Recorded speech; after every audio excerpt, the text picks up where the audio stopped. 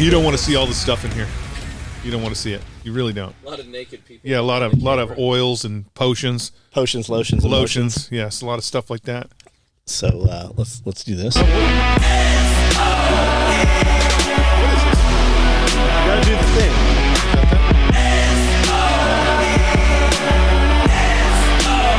I feel like Brandel's done this for a living before. Like, he's got his thing down. Yeah, of course he does. Look at him. Look at him, yeah. He hypes the crowd. I know he does. He's out there hyping. Hype man. We had a good hype man here.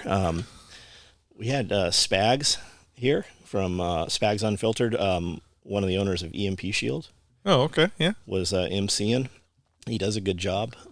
Jody is a fucking really good hype man. Jody? Yeah. Jody.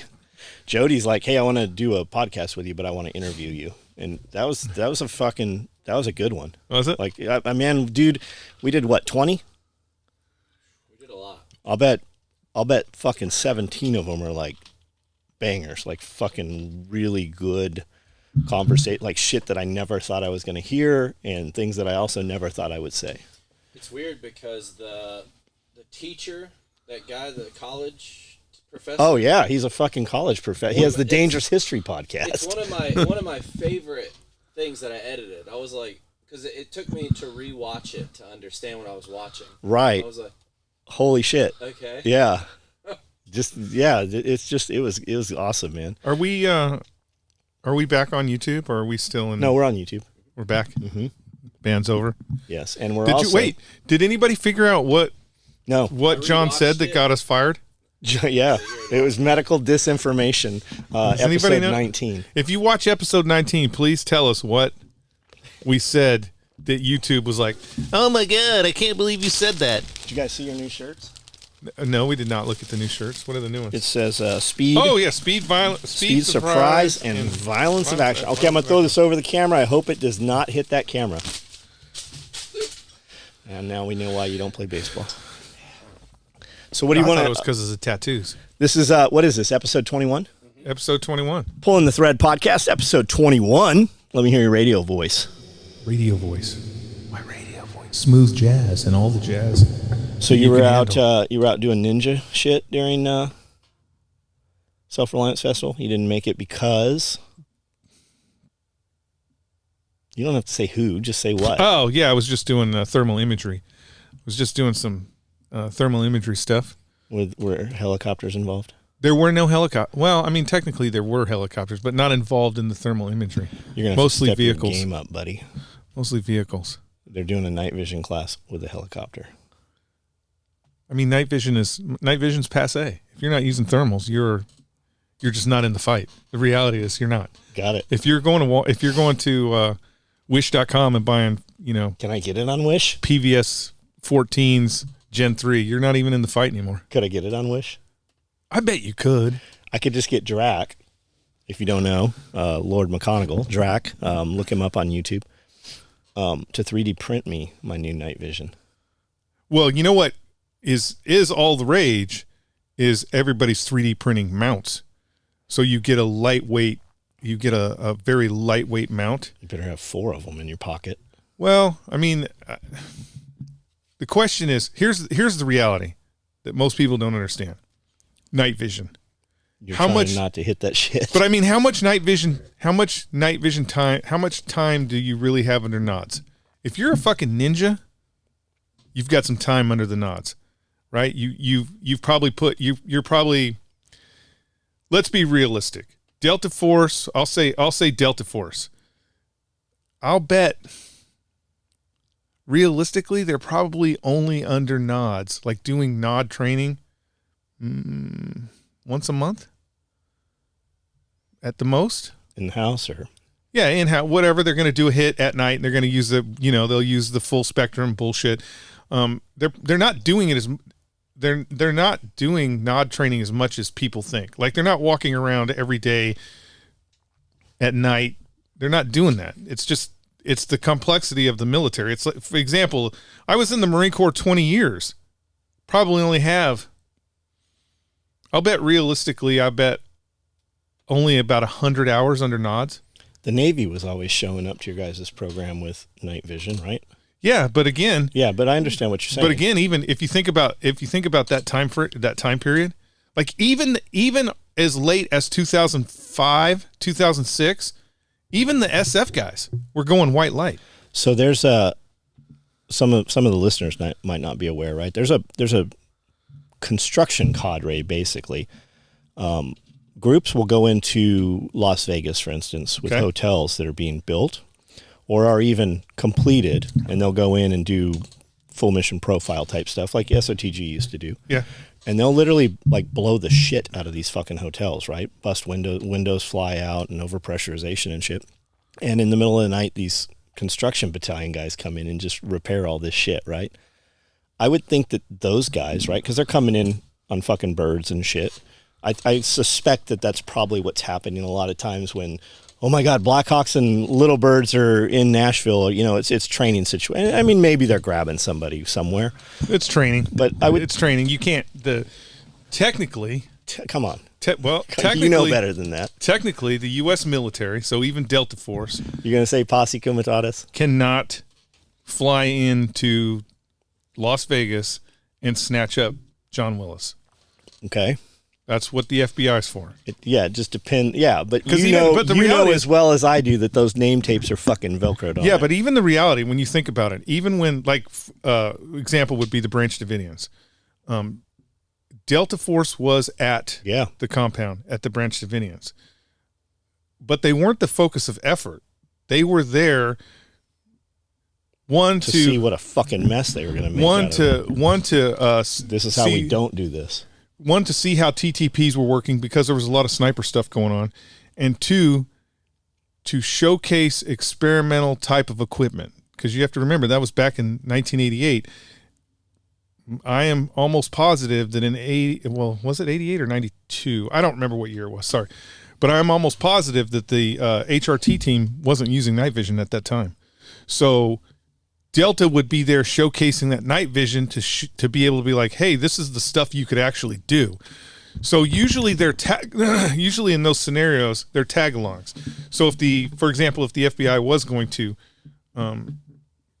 snatch you from Las Vegas, it's not implausible to think that there would be a Delta guy there just to be like, okay, yeah, you're, number 2 man is all fucked up, and why are you dragging your pistol on the ground? And you know what I'm saying? It's not impossible to think that, but to have a full mission profile where Delta guys fucking swing in and snatch you up, unless you're Aoi Zakawi or Booba Lafufu, it's not going to happen. Right. They call those task force. That's the name they use. When you hear task force, you don't know who the fuck is there. I was in Lompoc prison with a dude that told me that he was snatched out of Africa by a SEAL team. That's possible, yeah. And I'm like, bullshit. And he's like, no, they came ashore and grabbed me on the fucking beach and fucking took me back in the boat and put me in a submarine, and then the submarine took me to a ship. I'm like, bullshit. So the whole time I'm in Lompoc, I'm like, this guy's fucking. Yeah, it would right? In that scenario, if you were in Africa, it would not surprise me one bit. Target of opportunity. It wouldn't surprise me one bit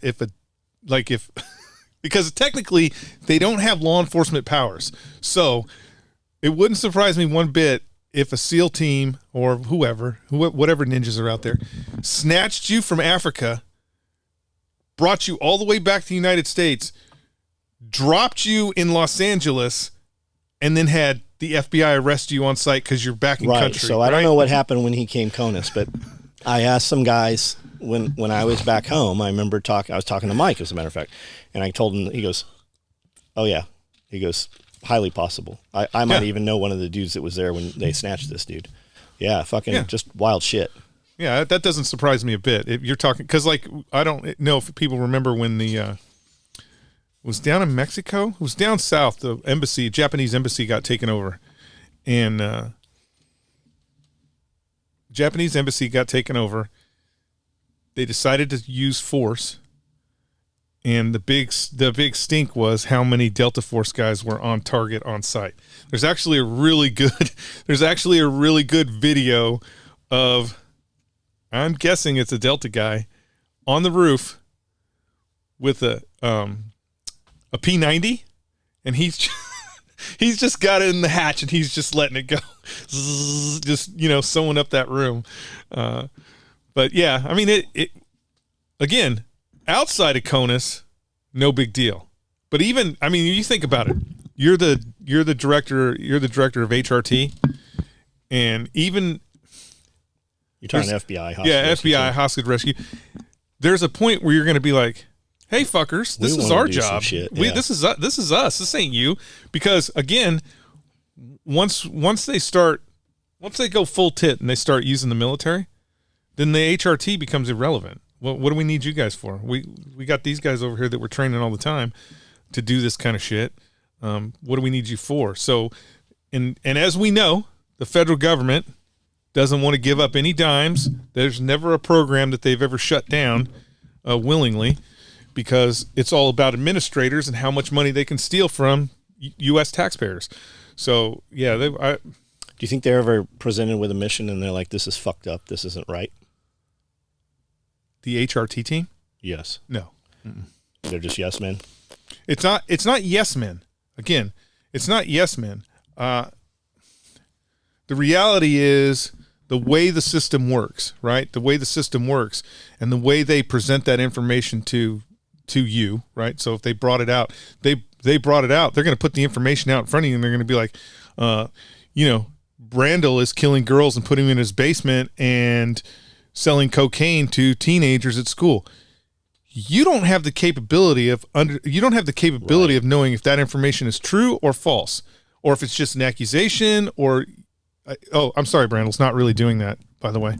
You don't have the information to understand, or not understand, but you don't know if it's true or false. Whether it's real or not. Yeah. So because that's not your purview, right? You that's have to make you're executing, like the HRT team is executing on good faith, right? That's how most of it works. Is everybody is executing these warrants and things on good faith that the information that they have is correct.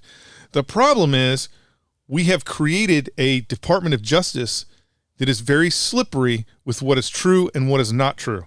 They have politicized the Department of Justice, and now they're okay with fudging the numbers. So that's the real big problem, is the people who are actually writing out those warrants. You think there's a percentage of them that thinks they're the bad guys? Wait, or realizes they're the bad guys? No. Whether doesn't matter which side of the line you're on. You always think you're the good guy. Like there was maybe when he was in the bunker and was thinking about chewing on that pistol, Adolf Hitler thought he was the bad guy. But there was no point where he was like, we're the bad guys. You know he didn't shoot himself. Well, I know. He's in Argentina. Well, he was. Yeah, he's not. I mean, yeah, they don't think they're the bad guys. They think they're for truth and righteousness. It's just like, well, he almost wasn't the bad guy. I mean, history's written by the. Yeah, I know. The reality is, there were a couple of things that if he didn't do, if there was a couple of moves that if he didn't do, the Germans would probably still be running Europe. Think we're the good guy over in Ukraine? Depends on which side of the fence you're on. Right. If you're a Russian who's just been conscripted to go in for the spring offensive, the reality is, I don't know if anybody's been watching these recruitment, these kids getting recruited. Are they really? Conscripted? They're not even. Yeah, they're not. Well, they're recruited. They're doing the reality is, contrary to what people think, the Russians are doing the same thing we were doing in Vietnam. Meaning, they're like prison or no, they're doing this. They're like, your social security number came up. You need to report to your local recruiting station. And so these guys are just going to the local recruiting station, showing their papers, and then they're like, okay, you're going to get on that bus and you're going to go to fucking Fort Huachuca and train to go fight Ukrainians. But when they're showing those, what do they call them? Distribution centers? Or not? They're not distribution centers. I can't remember what the Russians call them. But when they're showing those places and they're interviewing the people that are getting on those buses, they're not talking about Ukrainians. They're talking about Americans. They're like, we're at war with America. This is an existential threat. America is attempting to destroy Russia as it sits. And so the problem with that is you're giving these kids a reason to go to war, right? We have to go to war to stop America.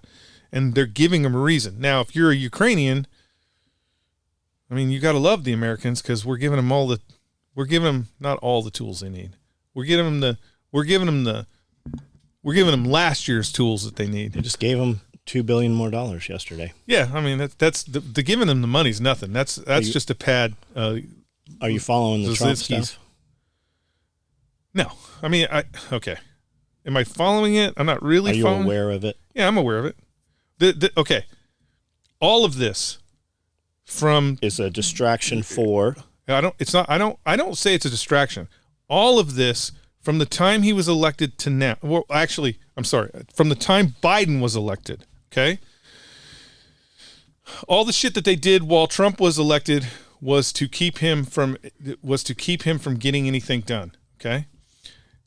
Now that Trump is no longer president, everything that you see the Democratic Party doing is a total grab to stay in power because their policies, there's not a single policy that the Biden administration has done that has been good for America. I agree. Not a single policy. Not even if you're in I would go as far as to say that any of the government, there's not anything the government has done that hasn't taken anything away from its citizens in the entire time I've been alive. Anyways, the administration is not doing anything. They're making it worse. Our domestic policies are terrible, and our overseas policies are crippling us. And that's because the administration is woke, and they put a bunch of people in places that have no clue what they're doing. If you want a real fun thing, see who's trying to get the job as the director of the FAA. He doesn't even know how many seats are in a plane. Like, who is he? Where did he come from? I can't think of his name. He is the former director at the Denver airport.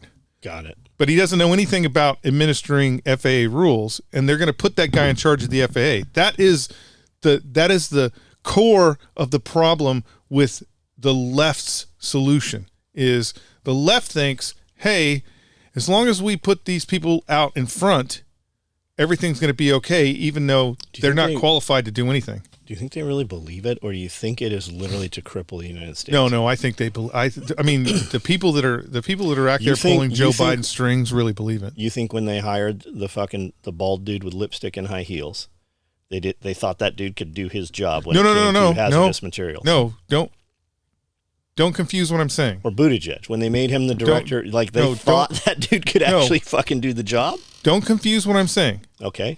They don't, like, when they, Buttigieg is a little bit different because he was an administrator. He has worked in government. So you would assume that Buttigieg would have a certain amount of confidence, or not competence, not confidence. You would think that he would have a certain amount of competence. Turns out he's an idiot. But, like, for example, the luggage thief. The goal was not to put somebody in that position that was competent in the job. The goal was to put somebody in that position that was woke.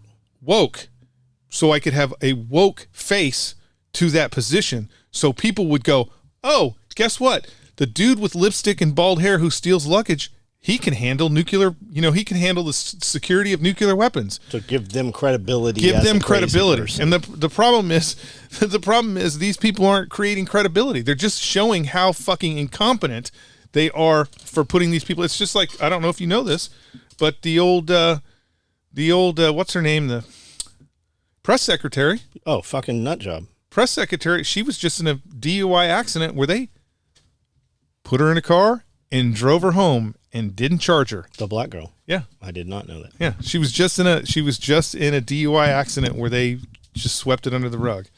So that's the problem. I mean, that is the core problem for the Democratic Party is they have these ideas of the rules only apply for the right side of the fence. They don't apply for us.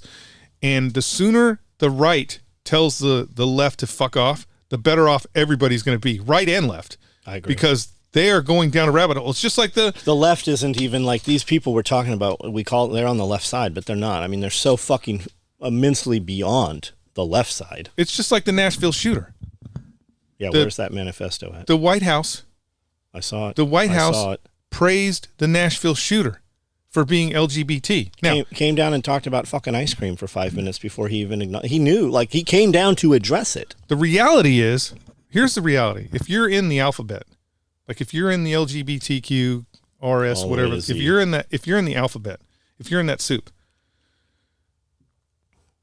if you're doing the things that you know you should be doing, you're paying your taxes and you're going to work and you're doing those things, the reality is you need to get your group together and start corralling and rolling those motherfuckers up, because you're not policing. The problem That's is it, yeah. they're not policing their own, and it's Well, going to be that. They don't consider them their own. Right? But it's going to be, here's the problem. The problem is this. You ever hear Jeff Starr speak? You know who that is? Yeah, he was a big makeup guy, and now he's in. Still is a big makeup guy. Is he still? I Yeah. thought they cut him because he He owns the company. went all. But he's like those. He really woke up. He's like, those aren't our. Yeah, he has a yak farm. Yeah. Yeah, in Wyoming. But like, you would think that dude says the same shit we say, and he's like, that ain't our people. Those aren't ours. Like, Yeah, here's the problem though. Somebody else fucking grouped those people in. Here's the problem. It's just like when you say white male. It's just like when you say white male. You're creating a group. You're creating a group that people hate. So, the black community wants what was it? 45% of the black community wants white people killed. You're creating a hate. Yeah, but how many people did they poll to get that number? I don't know. Probably 2. 100? Probably at 2. a Black Panthers rally? Polling is terrible. But what I'm saying is, you have created this group.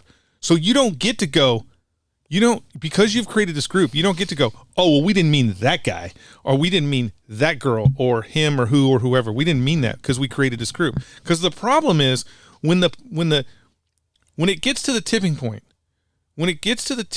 where people have had enough, we do act irrationally, and we tend to clean up the whole mess instead of selectively cleaning up certain things. Well, so if you've got 1% in your group that is going ape shit and talking about a day of violence, you might want to think about that, because first off, you're not good at violence. you don't have the capability to sustain violence. Like, go ahead and just walk through the suburbs and start shooting up houses and see how long it takes for you to get wiped out.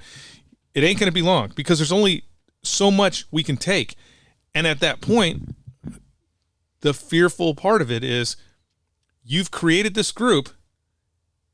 They're going to hunt everybody in the group. They're not going to be like, oh, we're only going to go after the T's, or we're only going to go after the R's, or we're only going to go after whatever.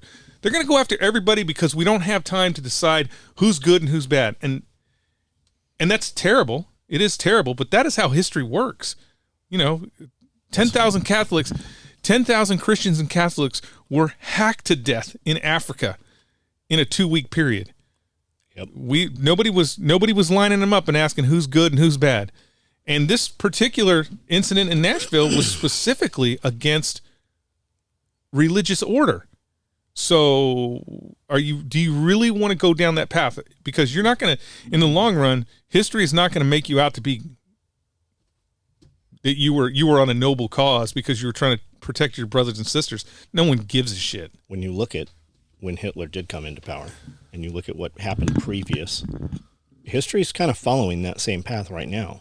Like, you're gonna keep fucking around like this Trump shit right now. Right? You went after that family, right? That family has 5 more kids in it. What's going to happen? Like, you just started some shit right now. It's good for the goose. Now it's good for the gander, right? So when those other children come into power, and they will, how fucking, like, you just opened yourself to 80 fucking years.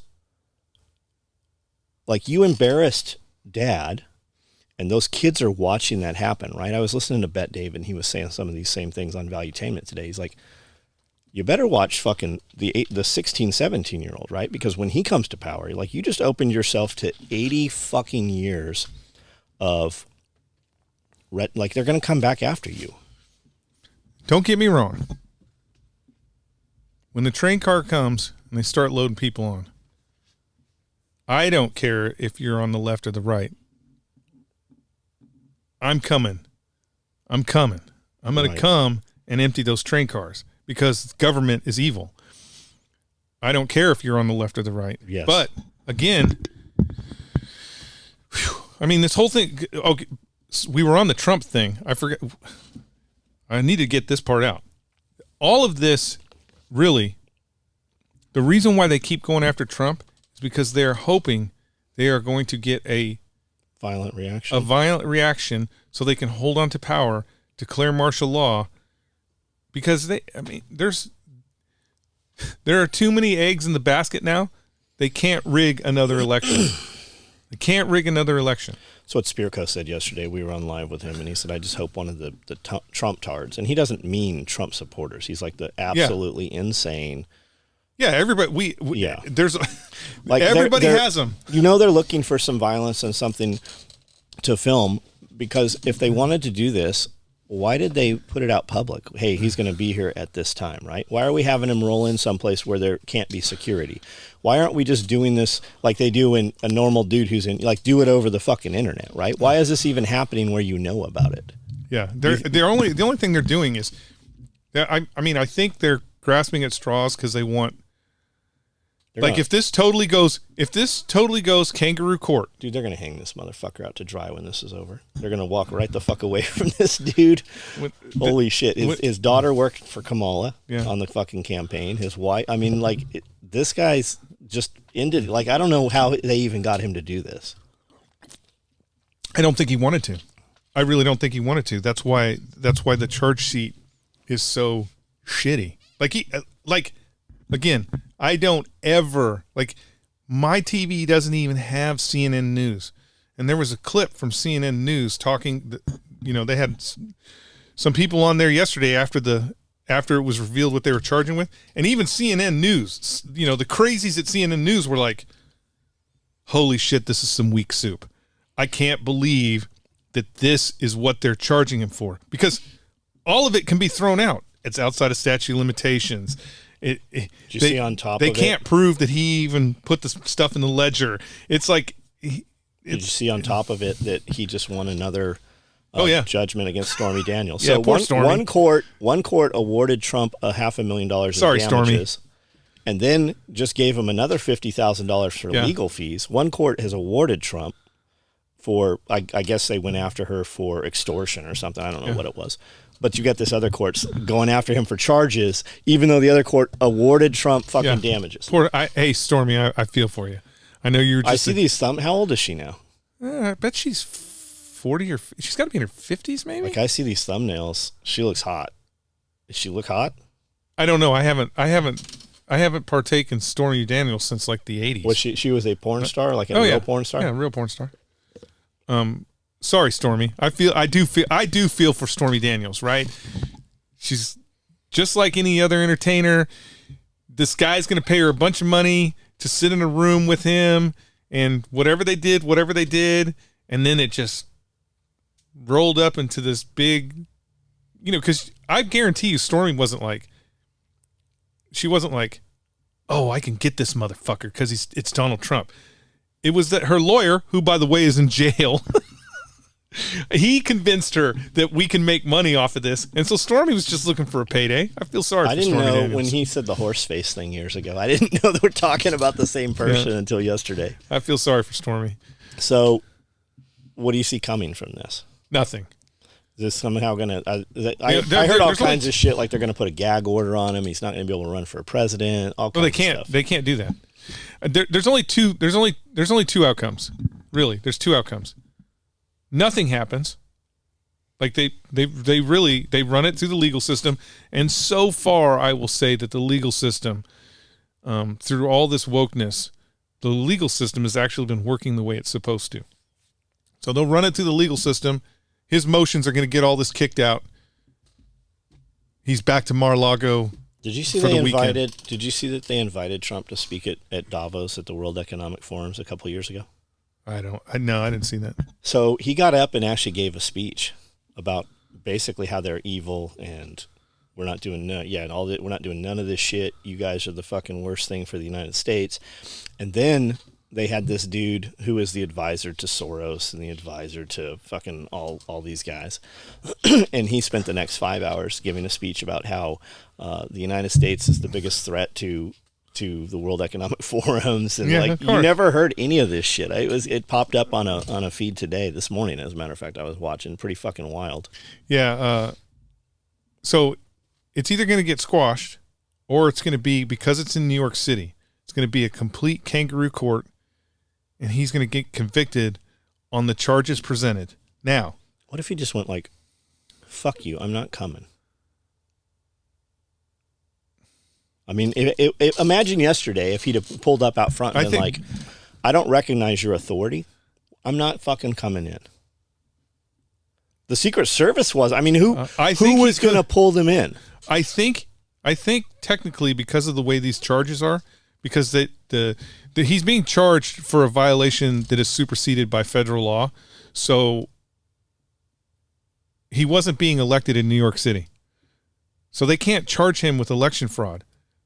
So technically, I think he could have said "fuck off," but I also think that Trump knows that Trump knew the minute they started this fucking case that it was a no-win for them. Like the Democrats are using this as optics, right? What they want to do is they want to keep going. He's a criminal. He's a criminal. He's a criminal. He's a criminal. We can't convict him on anything. He's a criminal. He's a criminal. He's a criminal. We can't convict him on anything. They want to keep doing that because there are certain people in our society who have mush in their brains, and they're like, "Oh, Nancy Pelosi says he's a criminal, so he must be a criminal. Why can't we convict him of anything?" Because they're like, he was impeached twice. Yeah, they think that he wasn't. correct. He stayed the president of the United States. Yes, they did impeachment hearings, but they didn't impeach him. Wasn't Bill Clinton actually impeached? No, After the fact. No, same thing happened to Bill Clinton. They did impeachment hearings, and he was found I don't want to say he wasn't found guilty, but they didn't impeach him. He stayed president of the United States. Same thing with Donald Trump. So it doesn't mean shit. So Hillary Clinton was actually brought up on some of these same charges, and they just quietly paid a fine. I think the fine was $5,000. Was it $5,000? $5,000. She paid $1 million. Get this. Okay, so the reality is no equal justice. There's no equal justice. Hillary Clinton paid $1 million for the Steele dossier to give to the FBI. So she was tampering with an election through election fraud. She created the fake Russian collusion.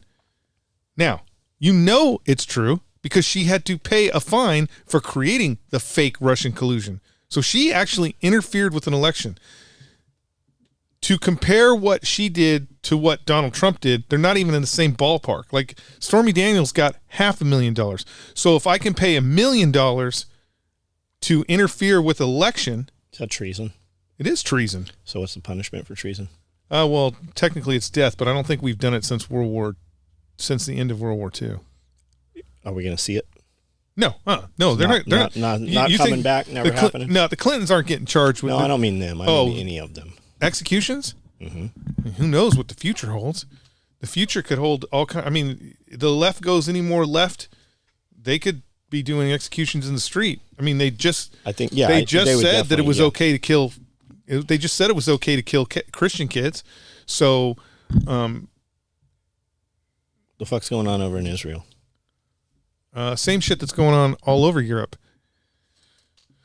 Which is, look. If you're a normal person, okay? If you're a normal person, you're just normal. You go to work, you pay your taxes, you feed your family. Are we normal people? Yeah. Okay. If you're a normal person, but not that motherfucker right there. No, he's definitely not normal. The whole idea of a one world government and all this woke and all this austerity that we're going to make you all serfs and we're going to live in castles, nobody wants that. Nobody. Like, if you go on Google right now and you type in France, you're going to get pictures of the Eiffel Tower. You're going to get pictures of people eating food. You're going to get all that. And there's a bunch of shit on fire right now. If you go on TikTok and you put in France, you're going to see that France is on fire because the draconian things that the one world government wants to do to keep people in line and have them out in the fields trudging so rich people can live on a high mountain, they don't play out. How many people, like let's say France, for instance. Okay. It's on fire. But the people lighting shit on fire, they're fighting with the frontline police officers or whoever, right? Right. Basically riot police. Well, they say 9 million. 9 million. Yeah, they say that the riots are upwards to 9 million people. How many heads do they have to cut off the snakes over there for that to just fucking change the tide? How many people have to be removed? Like, where is the one dude in the high castle, right? I saw this thing where they banned the guillotine in France. You know, Obama bought 3,800. Well, interesting. 3,800 stainless steel, surgical steel. Look that shit up. Check it. It's fucking wild. Obama bought 3,800 stainless steel guillotines, not to cut pumpkins in half, like real shit. Like, where are those at? They're in the United States someplace. Somewhere. Yeah. The interesting thing about Obama, did you hear he just fled the country? I did hear that. He's in Africa for a year. Africa of all places. I had a customer. We had a customer in here last week. Interesting guy. God, I'd hate to be on that Secret Service detail. So I've met this dude a couple of times. He comes here and trains at TAC Response. Big dude. And he had spent some time in Australia. He's got an accent that you really can't quite identify. And he said, hey, you know, I just got back from Africa. I'm like, really, where? He's like, I was in Namibia, and I bought this dual sport bike, and I just rode all across Africa for 6 months. And I said, did you ever feel like you were in danger? He said, no, like a couple of little places, there's some crime and stuff. He said, but for the most part, people like Americans in Africa because they don't ever see you, you know. All they know of you is like the internet. He said, I was with a bunch of Afrikaans people, and they speak very broken English. And he said, but it's like you think America was in the 50s. Family values, traditional values, women are women, men are men, women, you know, cook and clean and raise the kids. And he said, I like it so much, in fact, that I think I'm going to leave the United States and go back for a couple of years. I'm like, Namibia, they got cobras there. He's like, yeah, I never saw cobra. And that's when I asked him, I'm like, did you ever feel like you were in danger? And he's like, no, man, nope. That's because he didn't see any lions. No, he did. He's like, I did all the lion, I did all the animal park shit and saw the wild animals and the park animals. And he's like, I was trying to get, I would like to go over there and get a job as like a, you know, a game warden or something. I used to communicate with a guy who was a South African police officer. So we have a couple of those customers. All the time. Yeah. I was getting photos of dudes, like they were just waiting on criminals and just like, well, it's a different, yeah, it's a different shooting them like SIS used to do. In yeah, LA. it's a different world over there. Yeah, they're just killing motherfuckers. Again, like when you talk about mass shootings in the United States, we don't. By the way, we don't have any mass shootings in the United States. If you talk about mass shootings, like they have them in Africa, right? When terrorist organizations go into a mall and start just zipping up people in the mall, when Muslims, not necessarily Muslims, but when you hack up 10,000, are any of them not though? When you hack up 10,000 Christians with machetes, that's a real issue, and they have real issues over there, and they have things that spur up all the time where people are really getting killed. I know it's a tragedy. Again, it's a tragedy when someone dies in the United States. We turn it into this big tragedy. But there are real tragedies happening all over the world that make our stuff pale in comparison, like not even close. When you think about, for example, this school, the response time on this school was legendary. These guys did a great job, and they dispatched an evil person. What might not be known is that the girl, the person she was texting with, actually called the police. I think it was 4 hours ahead of time and said, hey, this person is going to do something. And there was no investigation. There was nothing even looked into it until the shooting started. There's a lot of nuances in everything. And people think that the government are, when you think about just law enforcement in general, right? You think law enforcement in general and the administration and all the things that, all those layers that are in there, can actually work properly. None of it works properly. It just happens. Like, for example, the only reason, like the police officers who responded and did what they did, they were just out driving around. Like they were just doing beat cop shit. There was nobody in the department that was like, hey man, we have a credible idea that there's a threat. And the reason why is because people don't understand, most people don't understand that once you scale something up, so once you scale something up to a real social problem, it's almost impossible for them to do anything. Because the reality is, I bet if you look at whatever department that was, it was called, whatever district it was in, I'll bet they got 10,000 calls that hour about crazy shit, right? About crazy shit. It's like when somebody when like the FBI, when they can't solve a crime or they can't figure out who did it, and somebody's like, let's set up a tip line. Nobody, no department, nobody out there in the real world who actually does this shit for a living wants to set up a tip line, because they spend all fucking day listening to people confess to a crime they didn't commit. Spiritual people who are like, I feel like I know where the body's at. They all day, they have to sort through all that fucking bullshit, and it creates a man-hour issue, right? You're just, instead of John sewing a piece of kit, he's on the internet for 4 hours trying to figure out who sells thread.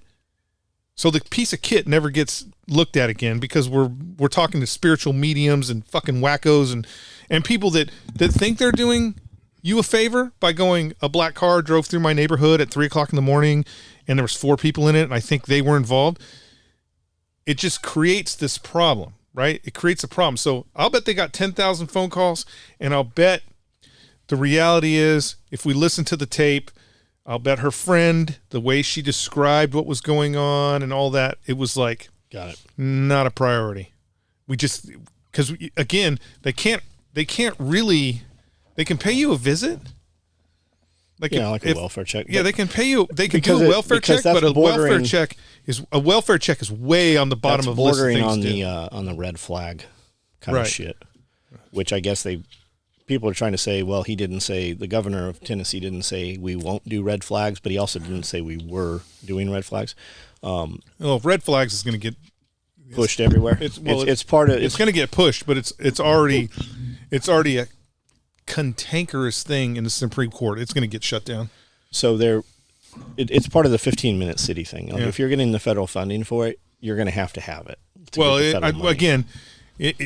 they may pass all these laws, but the Supreme Court is going to throw it out because there's no due process. So did you hear that they just passed a bill? I think it's actually in effect, or going into effect, that there will be an armed guard at every school. Every public school in Tennessee. Oh, in Tennessee. And every public school in Tennessee will have armed guards, and there will be money provided to any private school that wants to provide an armed guard. I don't know what that looks like, who that is, what that training is. I know Bear has gone out. I know Mike's gone out, Glover's gone out and done that. And I think I've heard both of them say. I mean, the reality is, when you think about people who shoot up schools, okay, these are weak bitches. These are people that have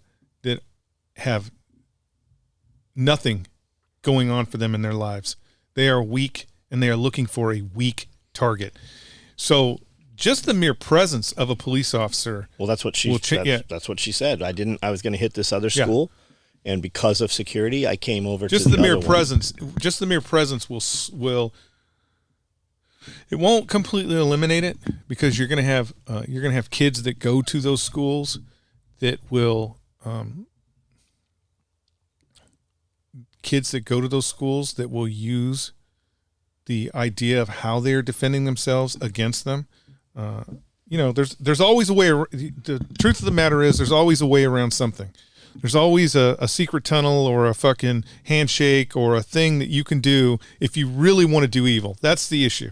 If someone really wants to do evil, there's always a way to do it.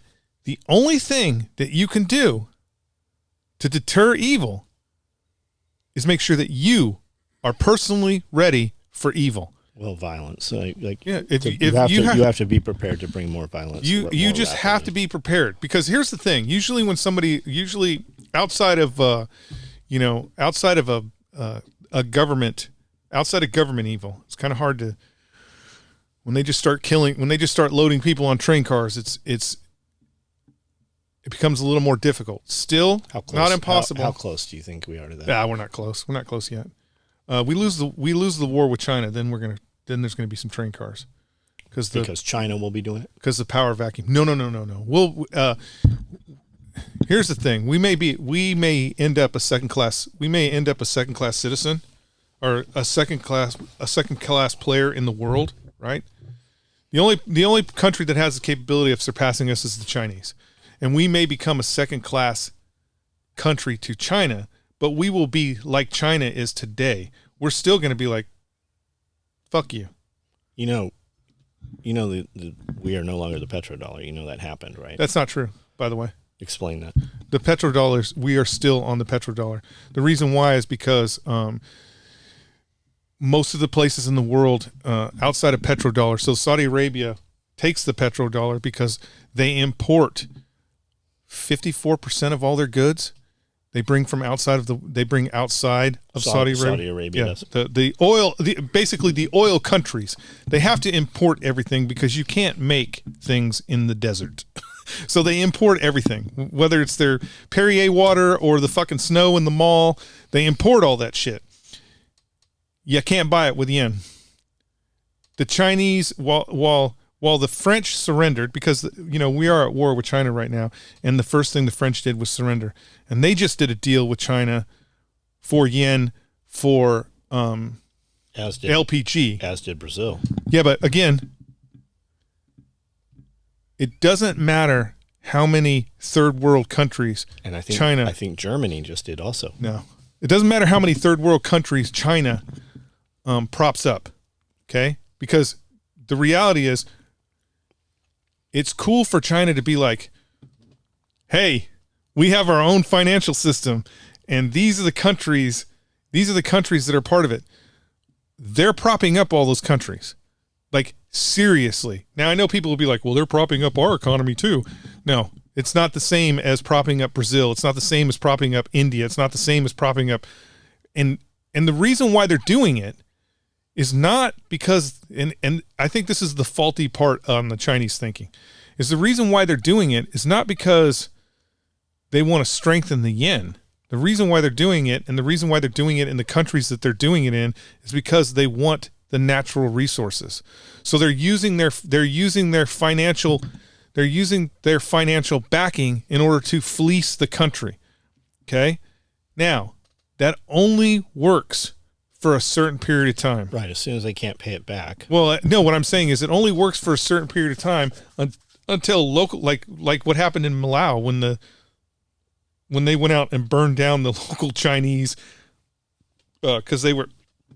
It only happens for a certain amount of time to where the local population will see we are not benefiting from any of this, and you have these fucking Chinese walking around here like they own shit, and then they go to town and push the Chinese out. But the goal is natural resources, right? The Chinese need the fucking timber. They need all the natural resources they can get. So that's really their goal with this this secondary currency. When you push the Chinese out, what did that look like? Are you talking farmers, pitchforks, and torches? Yeah, farmers, pitchforks, and torches. Do the Chinese have guns? Well, they had basically the Chinese did not. The Chinese people the laborers that were there, they didn't have guns, but they had paid. They paid to modernize the local police force, blah blah blah. And so again, there's a point which most people don't understand is there's a point where the reality is pitchforks and spears will win. Yeah, you just don't want to be the guy at the front. Yeah, you don't want to be the first guy, right? Pitchforks and spears will win. I mean, French Revolution was started with pitchforks and spears. So you can affect things. Like when people say that, me having an AR-15 is not good enough to fight against the U.S. military. It's good enough in every other country. It's a myth. It's a myth if you're talking about a revolution.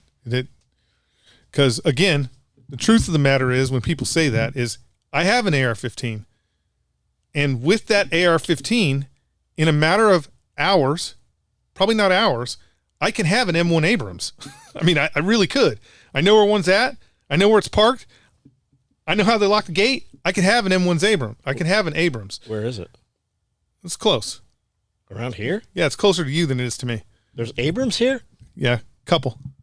At the National Guard Army? No. Different location.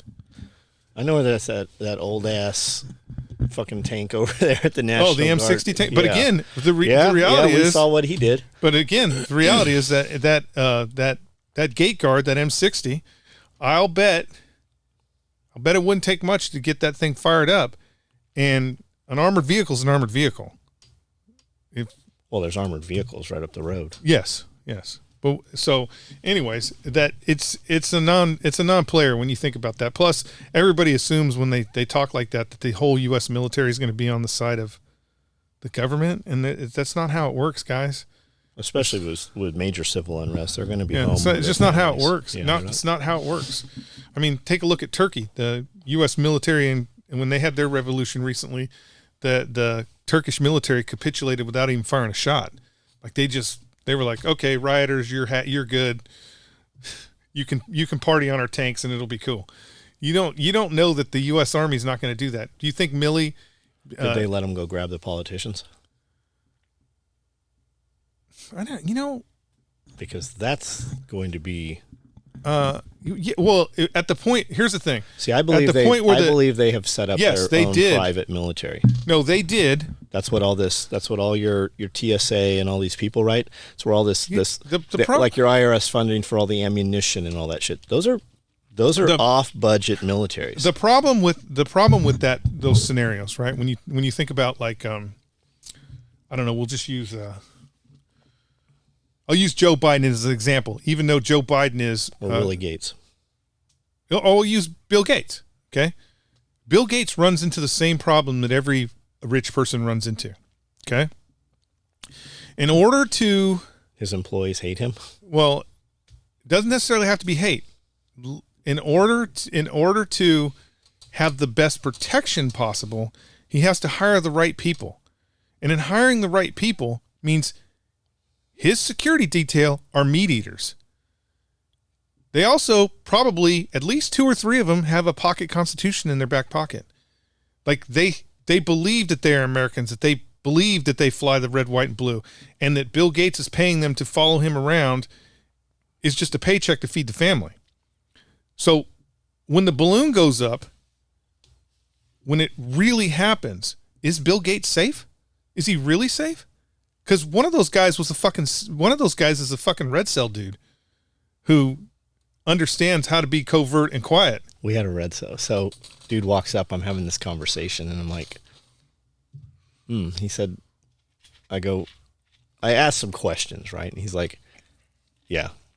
And I said, were you with Mob 6? He's like, no, I was there right after Mob 6. I go, so you know Denny Chalker and Marcinko, and he's like, yeah, all them dudes. Like, it's just cool to talk to this dude. Yeah. And then Mike from Forward Observer was out here. He's like, hey, I got 2 guys with me I want you to meet, and they're like still active duty dudes.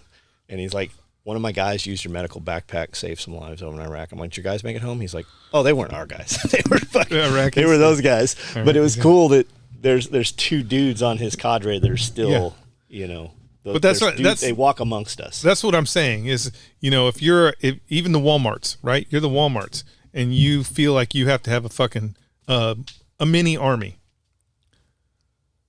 It doesn't matter how woke you are. If you realistically in your head, you're like, holy shit, I need motherfucking protection from the fucking, the bottom feeders. You ain't hiring a bunch of princesses. You're hiring motherfuckers that have real resumes, real meat eaters. Because, if some nut job climbs over the fence in the middle of the night, you need to know that you are safe. And so you're going to hire real meat eaters. Now, in a world that we are currently running in, those meat eaters are going to operate according to whatever their security detail clauses are. But if we go revolution, you've got a bunch of meat eaters all over the fucking place, close to really important people. The question is, at what point do they step out of the shadows and are like, fuck, enough of this shit. Enough of this bullshit. And then, what the fuck is Bill Gates going to do? What is he going to do? He ain't going to do shit. I'm with you. You know what I'm saying? Even Elon's a little different because he's flying all over the place. He's a hard target. But, if you think about like He's the a hard Waltons. target for who, though? I mean, if the government wanted to, they'd just shoot his plane down. In theory. I mean, we But he did buy the company. He did buy the company that kept track. They released some more shit this morning. That keeps track of his aircraft. So he tries. But I'm just saying, if you're the Waltons and you have your fucking compound, and who knows how that compound they have, who knows how many. It's like real kind of shit. Who knows how many real security personnel they have on there? If they have any real security personnel that could really do anything, man, their fucking resume is meat eater. It's not. There's no social butterflies or anything like that on that because, again, those people aren't going to be able to do shit when the balloon goes up. I wonder how many trans people they have on the Secret Service detail for Biden. I don't know. Yeah, the answer is fucking none. Are you sure? No. But I would think damn well they have them out fucking front and present. I would think that that envelope has been pushed. The problem is there's no way. I mean, realistically, there's no way a trans person could pass the background check. Who just came out and said that we're not fit to fight? All of our military is over 30% over the BMI fucking limit. It's probably. I mean, it's possible because the reality is the Army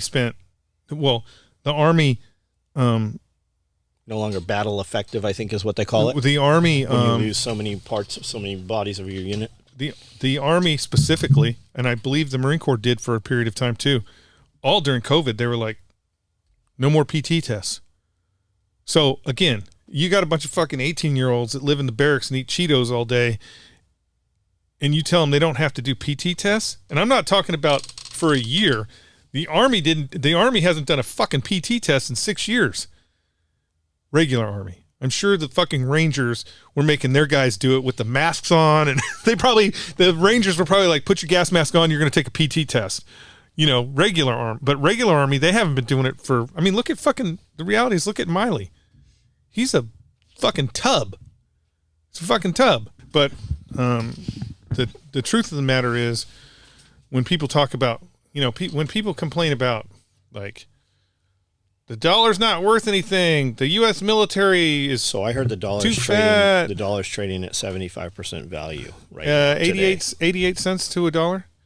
But it fluctuates whose money? But it fluctuates all the time. Is that buying power or is that it's just buying power? Conversion. It's just buying power. The reality is gold's way up. The reality is we're in an inflation. Just because the government's not saying that that we're in a recession, we're in a recession, and when you're in a recession, your fucking money doesn't buy as much. I just saw a thing about the central bank. One of the guys on the central bank, I thought it was very interesting. He was talking about the failures in Silicon Valley and how the Silicon Valley failure, and it was all done by Twitter. That basically what happened was there was a day where they lost a bunch of money, and so they got on a Zoom call, I believe. So all these fucking financiers in California got on a Zoom call and they said, hey, we just lost a fucking bunch of money. You guys need to take your money out of the account. You take money out of the bank. And that got put on Twitter, and so there was a run on the bank. That's what happened, right? And people were talking about the central bank and how this could affect the central bank and blah, blah, blah, blah, blah. And the guy's like, central bank's fine. This is fucking two institutions that were gambling with their money anyways. The only reason why this was a problem was because we're all digital now and people were able to take money out too fast, right? So, like, if you want to do a run on the bank 20 years ago, you had to go to the bank and be like, well, that's why the Fed came out, and like whoever that spokesperson was, she's like, number one, there is no, like, there's 19 trillion, but we only have 40 billion for FDIC insurance. And she also said, we will announce this Friday after close of business. Right. so that you can't go and do that. And that's what he was saying, is that it was just because it was all digital and everything was able to be sucked out so fast. He's like, but the central bank, he's like, the central bank was fine. It was never in danger.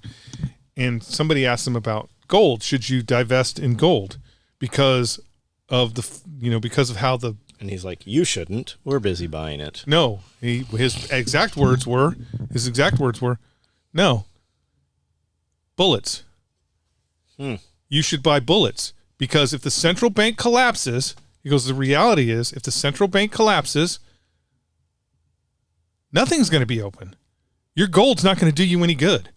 Gold only works in an economy that functions. I think gold will for larger shit, right? Land trades or whatever, but only in an economy that functions. Correct. But economies will stand up. You'll have pockets of economies which will overlap eventually. But there'll be a point where the bullets are more important than the gold. Yes, and I think the bullets will be used as currency. I think it's out there so much in survival fiction, which is we don't even call it survival fiction anymore, right? It's just stories. Right. I think enough people, especially people, that show up for Self-Reliance Festival or homesteaders or just anything, you're going to have to assign a value to things, right? This chicken is worth this many of what used to be US dollars, and this bullet is worth this much, and a 22 round costs this much, and a 5.56 round is this, and a 3.0, right? So you're going to see that as currency. You're going to see currency. There's going to be value in anything people need. And that's what currency is going to be. A 2x4 costs this much. That's what a shot of liquor is. Did you know that? No, explain. A shot of liquor. The reason why it's called a shot is because one 45 LC Colt round would buy you a shot. So you could give the bartender one of your bullets, and he would give you a shot. Do you have a 45 long Colt? Do I still have a 45 long Colt? I don't think I had one for a short period of time, and then... Was it a pistol or a rifle? It was pistol. They made a lever gun, right? And they also made a lever gun. Yeah. Chris hit me up the other night. Really? I think he's taxing me. You guys have used my name enough, right? Because I sent him all the shit. Yeah. And he's like, that's awesome, bro. But he hit me up. He's like, hey, I'm doing this thing. This is my favorite rifle case. And he sends me a picture of the 26-inch carbine case he has. And he's like, this is the best case, my favorite case out of all times. I need it 1 inch longer. Oh, shit. He's like, I go, what the fuck are you putting in there? And he's got those lever guns. Yeah, lever guns, yeah. And he's got one on each side. And he's like, this closes, but man, if you would make this 1 inch bigger. I'm like, okay. So I'm building one in there right now. I'm sewing one for him. An inch bigger? But we're going to, because we don't have any. We haven't had any. I think we owe maybe 24 of them to guys. So we're building them, and I'm making them all the pattern. Inch longer? Yeah, 1 inch longer. It'll be better. Yeah, it'll be good. Yeah. It'll be good. Yeah, that's cool that he's using that case to... I'm just stoked that That's like that actually is a perfect case for a lever gun. I'm just stoked. He could have anything. He could literally... He has deals with other companies. True, yes. He can have anything. Who did he ask, you know? I'm just stoked with it. I love it. That's cool. That's cool that he's using that. So you've been shooting it all? A little bit. Been playing. Not really shooting. So, but been playing. What's the difference? What do you mean? Like if you're like there's 2 rifles I've been doing groups on, just grouping. I consider that work. I don't really consider that fun. You can do that in like an hour, can't you? Yeah, but I've been doing it. I've been trying to do it every day, so I get data on different days and different temperatures and all that. So I've been grouping it every day, and so it's like work a little bit. Same bullet. Yeah, same bullet. Everything same bullet. Yeah, you don't when you're doing data, you don't fucking change bullets. But how do you know what the difference in the bullets are if they're already loaded? What do you mean? Well, don't you have to take like 168 jacketed, Boattail Hollow Point, right? You would take all those national match or premier match or whatever they were, federal, and you would weigh them. I'm not loading my own. And then you would move them into categories so they were all the exact same. I'm not load. Like if I was loading, if I was doing specific loads for specific rifles, then yes. Because that's how Kent does it. Yeah, but I'm not doing that. I'm not. Kent is he's like a Stephen Hawkins, right? He's a Stephen Hawkins of reloading, or he's a Stephen Hawkins of of long range shooting, right? And so he's going so deep into the cosmos that it's like Did he message you the other day? he did not. He messaged me and he's like, I finally got I don't remember what it was he got. It's fucking something that was it's nothing gun at all. Right. But I'm like, oh, that's fucking awesome. Yeah, so he's so deep into the cosmos with it. I and wonder so, if he messaged me by accident because I haven't heard from him in a long time. I don't go that deep. I'm a if you can't buy it at Walmart. Okay. If you can't buy it at Walmart, Yeah, but you ain't buying that fucking ammo. Oh no, I'm not. But an example would be, I can go to Walmart right now and buy a box of 168 grain Federal Gold Medal match. Okay. Okay. I could do that. Can now, you really? Yeah. My little In teeny 300? Huh? What's that gun chambered in? Oh, 308. Oh. My stupid Walmart that's got. Why are you using that little girl bullet? Man, nobody uses those. Nobody uses 300 Win Mag. It's a myth. It's a myth. They buy those guns, they shoot 4 rounds through them, and go, my collarbone, and then they hang them on the wall. Nobody's shooting 300 Win Mag. That's why they all went to 6.5. I mean, the reality is, you think about the shooters, they all went to 6.5 because they're like, 308 recoil's too hard. 6.5 recoils less than 308? Yes. Shut the fuck. Really? Yes. 6.5 is a wussy round. I don't know that I've ever even seen a 6.5 round. I mean, What's some Marine Corps shooting? It's a little teeny. It's a little smaller than a 308. Marine Corps still shoot. They have 300 Win Mags, but they're still shooting 308. What are they shooting people with most of the time? 308. Because the average engagement range is 75 yards still. That's the FBI statistics. That's the FBI. Is it still that? No, I think the actual average engagement range has moved out to 500 because when we say average, because they're in battlefield in Afghanistan, they were taking a lot longer shots, so they were shooting a lot longer, so that made your average go up. So it's probably 500 now. What kind of engagement range could you get around here? 75. You have to set it up. Yeah, you have to force yourself to find, like, if you want to do long range shooting in Tennessee, you have to force yourself to find the spot where you're going to do long range shooting. So realistically, a 300 Win Mag is not worth the weight to carry around here. If you saw engagements happen here, in this area, well, let's say 100 miles around, right? Circumference around here. 75 yards. Okay. Yeah, probably. And as soon as you set up on some interstate where there's actually targets of opportunity at distance, the motherfuckers they're like, don't go through there. Right. Yeah. So I mean, it's not. I'm not saying you can't shoot 1,000 yards in a cornfield out of a deer stand in fucking Tennessee. The likelihood of a combat engagement that requires you to shoot that long is not likely. So, I mean, realistically, if you're running around with your M4 or your A4, you don't really need much more gun here in Tennessee. Now you're running a AI?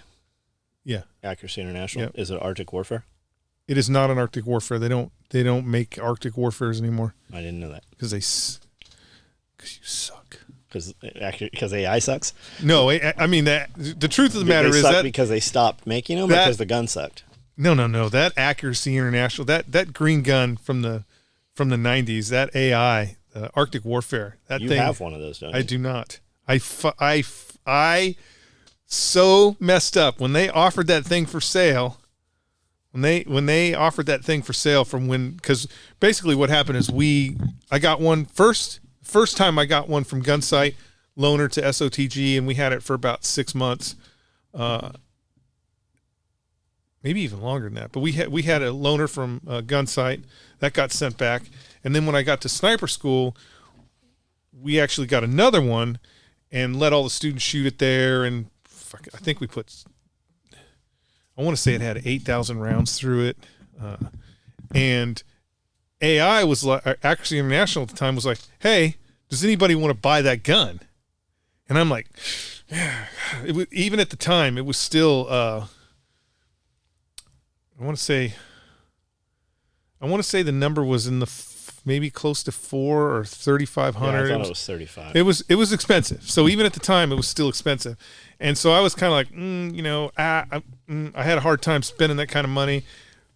But fortunately, one of my good friends, actually 2 of my good friends, they didn't have a problem with it because they're like, we like the gun. And so the gun got sent back to Accuracy International. They fucking tuned it up, put a new barrel on it, basically turned it into a brand new gun, sent the entire kit back out.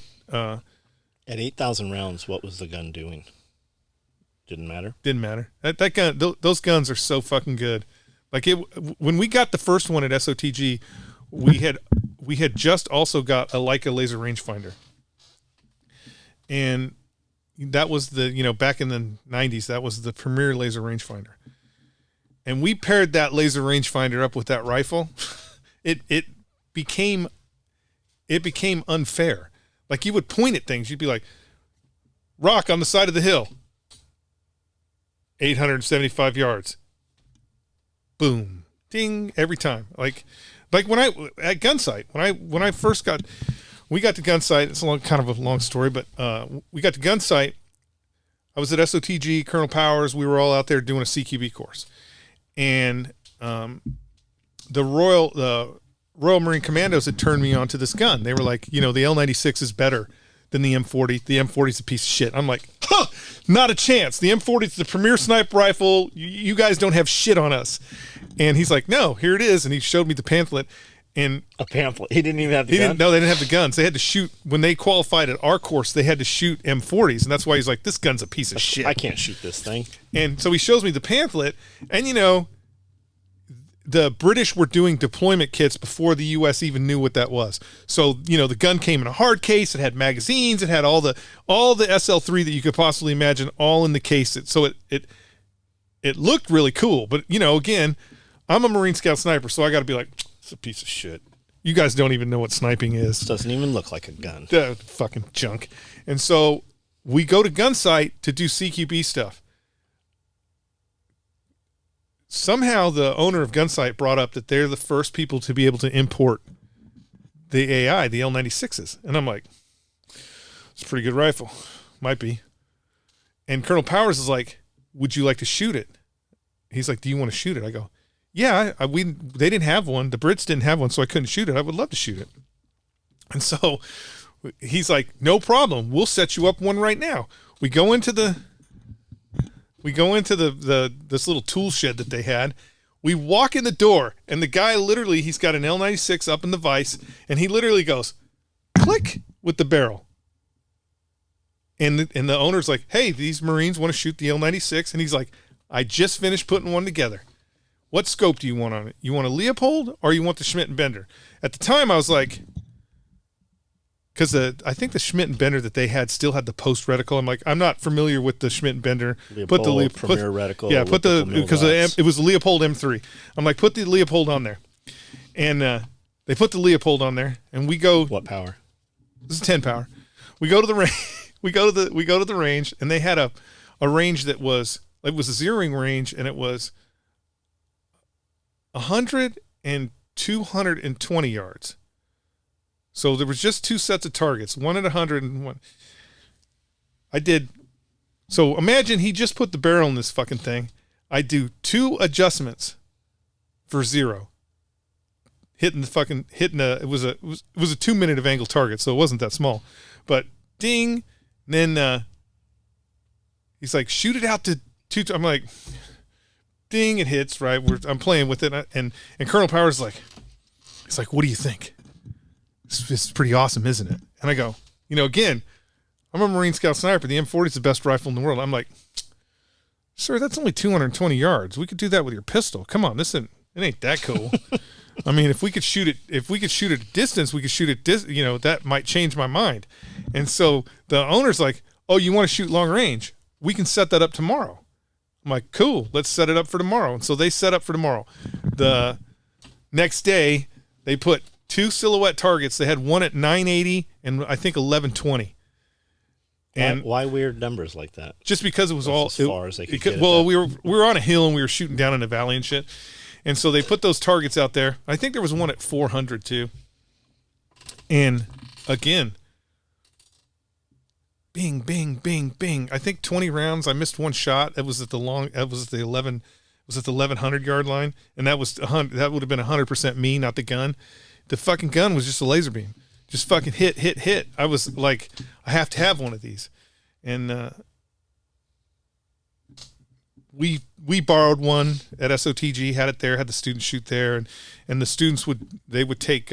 So we had this 10-shot drill that everybody would have to do, boom, boom, boom, as fast as you can, and we'd give them the AI gun. And they would take 24 seconds off their time. They would shoot 24 seconds faster just using the AI gun. So really like the gun. I end up going to 2-1. Gun goes back to gun sight. Fast forward, I end up at sniper school. My friend knows. He was a salesman at the time, so we get another AI out at sniper school. How do they do how's that gun transfer from gun sight to the Marine Corps? Like, there wasn't any paperwork then, yeah? I don't know how. I wonder how that. I don't know how I think it was all through the mail. Like now, do they have to, like, you got to do a form and fill it out? And... It's been over 5 years. It's been over 5 years. I don't even think what we were doing was legal. Like, because you're not supposed to use government ammunition in a non-government weapon system. So SOTG, Special Operations Training Group, we were kind of outside the norm, and Colonel Powers, the people in charge knew about it. That's been way longer than 5 years. Yeah, that's what I'm saying. So Why, you can't Marine Corps. Yeah, Marine Corps. Hey, you fuck off. You can't come get me. Yeah, cops. Now sniper school was a little different. I think all that. I think that sniper school, when we were shooting the AI and letting the students shoot it, that was all on the DL. Like, I don't believe any of that was run up the flag and like, hey, we have this gun, blah blah blah, because they would have threw a fit and fucking. Cops and government definitely have their own set of rules, right? They don't have any. Like we always had. You don't have rules. You don't have rules until someone wants to enforce the rules. Yeah, or they're after your ass. That's what I'm saying. Because until someone wants to enforce the rules. We had SWAT dudes that were leaving fucking MP5s at the house, like at mom's house, right? I shot their MP5 in the backyard, their SD. They left that motherfucker at the house. And then Rich was at the house one day and opens up this tackle box. He's like, hey, have you looked in this? I'm like, why? He's like, it's full of data sheet.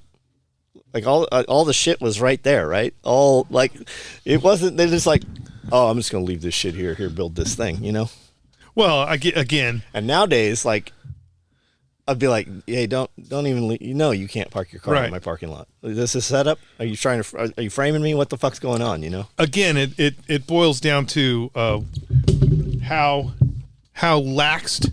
Yeah. How lax their it's leadership. Never a problem until it's a problem. Right. It's not a problem until it's a problem. So, I'll bet the reality is, in certain circumstances, I bet they still do that. I know that. Yeah, like I'm sure. Like in Dallas, Texas, the local FBI had their entire, so they run around in their black SUVs and shit, and they were doing some course out there. Didn't they have a bunch of them stolen or something? And they had all their tack gear packed in one SUV because they were using the other ones to go bar hopping, whatever. So they had all their, the 12 MP5s, the fucking body armor, everything packed in this SUV in the hotel parking lot. Now, I know that can't be procedure because everything is supposed to be double locked. A fucking SUV is not double locked. So that can't be procedure. Explain double locked. Meaning there has to be two locks between when you're securing something, not classified information, but you're securing something like a weapon or like that. You have to have two locks between the outside world and what it is. So could that be a truck vault? And a truck vault, yeah, a truck vault and the tailgate doors, kind of. But the problem is it's in a moving thing. Got it. So the reality is if you have a moving thing, you're supposed to have eyeballs on it, right? Guard on it. But it's the FBI, right? So they're out doing their thing, and that fucking SUV ends up getting ripped off. Did they ever recover that? Gets ripped off, disappears, gone. I'm sure this is what happened. Gets ripped off. Ends up at the chop shop. They pop the rear hatch, and they see what's inside. Like, hey, Pepe, LoJack just brought this. You brought fucking LoJack. They see what's inside, and they're like, holy fucking shit. This is too much heat. Close the door. 8 hours, that truck was parked back in the parking lot right where it was taken from. Yeah. Brought right back. We don't want that. You know, the reality is, you don't want that kind of heat. You just fucking trying to steal hubcaps for Mazdas, and now you got the FBI looking for their damn truck and guns. You don't want that shit. You did the LoJack not fucking work? You know they got fucking all that shit. People who nowadays, man. But people who know where it went from Ring cameras. But people who steal cars for a living, like if people who steal cars for a living, LoJack doesn't do shit. Right. LoJack doesn't do shit. That guy in Texas, you see that thing that's going on in Texas right now? Mm-mm. The Apple AirPods. Yeah, AirSpots. He had one in his truck. His truck gets stolen. He follows to where his truck is. I did see this. Gets in a gunfight. Yeah, the guy and his kid or something, or his employee. They were like, weren't landscapers or something? I don't know. Yeah, gets in a gunfight. Did he win? Yeah, he won. He won the gunfight, but they're jamming him up. He's gonna have a hard time in court. You can't, You should be able to. You can't use deadly force, theft of property. But you should be able to. I mean, when they told me, if motherfuckers were smoking dudes for stealing rakes off their porches, when they told people would stop stealing rakes. When they told me Texas, I'm like, wait a minute, Texas, because they left because it wasn't castle doctrine. He wasn't in his house. Well, when I think of Texas, I'm like, wait a minute, it's Texas. You could hang somebody for stealing your horse. A vehicle is a horse. Well, so you should still be able to kill somebody. But anyways, he's not saying that he shot the individual because of the stolen vehicle. Correct. He shot the individual in self-defense, right? It was a self-defense scenario. But the reality is, even here in Tennessee, if you come in my house in Tennessee, you open, I leave my front door unlocked, and you come in my house doing grilled cheeses. You go in my kitchen and start making grilled cheeses, and I come into the room, I can shoot you dead. I don't need a threat. I don't need nothing. You're in my house, I can shoot you dead. It's a legal, justified shooting. You're in my barn, hot wiring my tractor, and you start driving the tractor down the road, I can't shoot you. It's not a justified, there's no threat. So I can't shoot you for theft of property, but I can shoot you for making a grilled cheese sandwich. Because the bed's not in the barn? Huh? Because the bed is not in the barn? There's no threat once it's outside. There's no threat once it's outside and it's theft of property. Now, if I walk outside, you stop the tractor, get out with a screwdriver and start walking towards me, I can now shoot you because there's an element of a threat. Now, that's even, the reality is, when you think about it, anybody who was ever in the military, that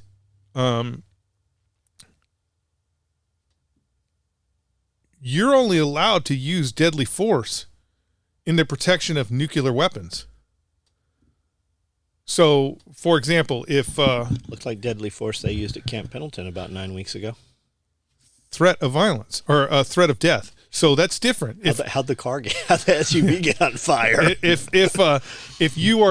you're threatening the guard, that's different. If I got a sack of eggs and I'm climbing over the fence and running on my way because I stole eggs from the commissary, you can't shoot me.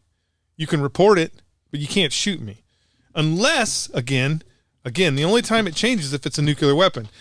If I am protecting a nuclear weapons facility or material and you climb the fence, I can now shoot you.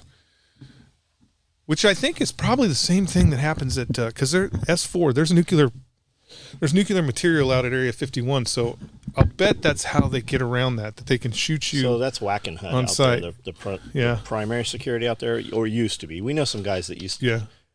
Did you ever try to go in that place? Not Area 51. We went into 21. Mercury City? No, it's that thing. It's that place in. It's the place in Northern California that develops all the nuclear weapons. Not Los Alamos. That's out here, isn't it? Los Alamos? Yeah, Los Alamos is out here. I can't think of the name of it, man. Anyways. Yeah, anyways. We stayed in there for 24 hours. Did you get in? Yeah, we got in and we stayed in for 24 hours. No one had ever done it before. Not even Navy SEALs. Ha, take that, Red Cell. Did they know? They got in trouble. The security detail actually, the guys that were on that shift got fired. They know you were coming? Yes, they were told we were coming, and they were told they were told the area we would be in, because again, it's a big facility. Tell a story. So there is a nuclear development site up in Northern California. God, I wish I remember the name of it. Yeah, I know. It's on the tip of my tongue. It's on the tip of my tongue. And it has the Premier security. And every couple of years, they would have some ninjas come out there, and you don't really break into the facility because it's big. It's like the size of Camp Pendleton. So it's not like there's, barbed wire fences you have to clip to get through and shit. It's just big. It's a big facility. So you would move on to the facility into their space, and have to stay 24 hours inside the facility without getting caught by the security detail. They made it harder for us because it was SOT. We were going through an SOTG package at the time. Me, Chris Hayes, Travis, I can't think who else was on that mission. There was 8 of us. And so because it was SOTG, it wasn't just stay there 24 hours. We had to stay there 24 hours and transmit information back to the ship and collect data on a specific site. Would they be able to capture your transmission now, know you're there?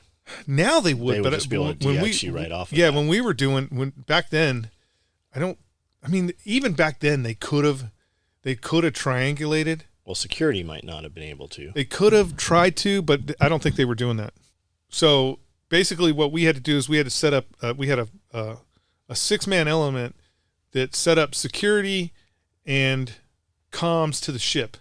And then me and Chris went over the hill to this, one of the test facilities, and had to collect data on the test facilities to give to them to report back and shit. Did you ever enter the buildings? No, never entered the buildings. Could you have? Probably not. Because the way they run the security, the way they have it there is you have a loose outer security. So the facility itself has a loose outer security where it's chain link fences at your main movement points, and then it's barbed wire fence, and it's loose. And then they have an inner perimeter road that they patrol. Then they have another perimeter road that they patrol. And then they have these facilities all over. And they are double chain link fences, cameras, fucking motion sensors. They have the whole shebang. So our mission was just to collect data on the building. Like it was set up that Force Recon was going to do. It would be like Force Recon was going to do a raid on it. But you totally could have painted that target. Yeah. Oh yeah. We were. Yeah. But we don't have to do that anymore, right? Yeah. We don't even have to do that anymore. So they tell us there's ankle to knee high grass, right? They tell us that's part of the briefing, and we're like, yeah, fucking ghillie suits on, fucking creep on down there, and we'll be all fucking up in it and shit. They're never gonna catch us, because when you're, back then when you were a sniper, you were invincible. You're invisible and invincible, and so that's what we think. And we get to the drop off point, and they have like this at the drop off point the guy in charge of security details there, the guy in charge of the facility is there, and then we're there. And then the SOTG instructors that are there, and they're like, yeah, it's going to be the shit. No one's ever done it. No one's ever been able to penetrate this and stay 24 hours. And we're like, we're going to do it, motherfuckers. And we're standing there, and it's just as far as you can see, because it was hilly, it's up in Northern California. It's just dirt. And I'm like, what the fuck, Chris? I go, what the fuck? Chris is like, yeah, what the fuck? Because we're all face painted up and shit in our ghillie suits ready to fucking jump in the bushes. what happened to that ankle to knee high grass? And the dude, the instructor, literally walks over to the edge of the road, and he's like, "It's right here." And there's like one piece of grass growing up, so there's no grass. And then when we bitch about it, when we say, "What happened to that ankle to knee high grass?" The guy who the manager of the facility, he's like, "Yeah, we have top secret cleared sheep." So again, you have to have a top secret clearance to get on this facility. They have a sheep herder and sheep that all have security clearances to be on the facility to eat the that grass. Just roam around to eat it down to nothing because they don't want places where people can fucking hide. Why would they not just have lawnmowers? Too big a facility. Just too big a facility. So they just roam around and eat that fucking grass. And so, we end up getting into our pause. The team leader who was running the radio guys, he finds like there's these holes. They're not super big, but there's these holes, and it's in a depression. And so he immediately is like, start digging. And so his guys dig in these depressions until they're basically, you're at ground level, right? And so they're pretty hidden. What are you digging with? E-tools. They brought E-tools.